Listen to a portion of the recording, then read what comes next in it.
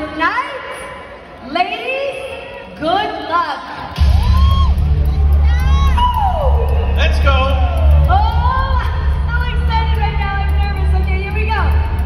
Our Miss Universe 2024 fourth runner-up is...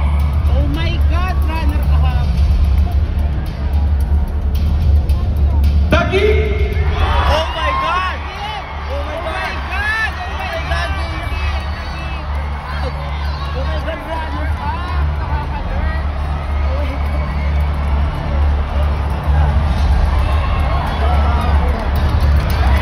Oh my God.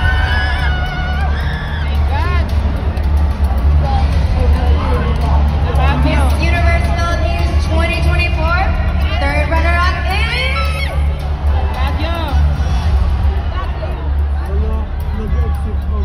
Baguio.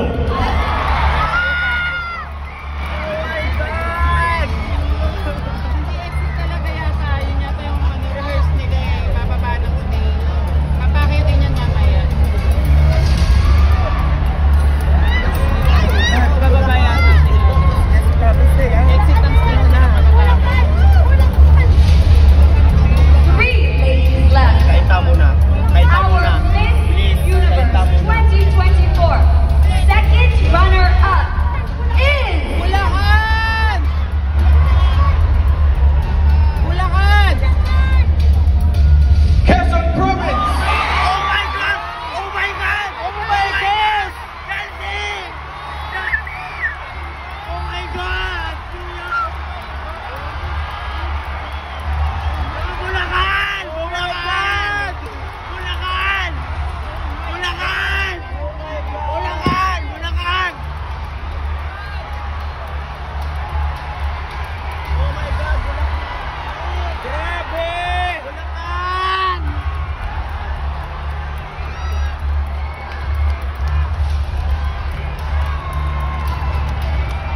Okay, two ladies remain, and only one will be crowned Miss Universe Philippines 2024.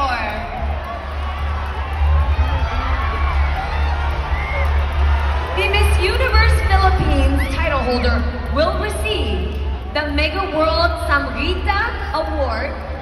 She will also become an ambassador of the Philippine Airlines, Gel Life, Kimin, Cream Silk, Surge Fitness Lifestyle, PLDT Home, and Bingo Plus.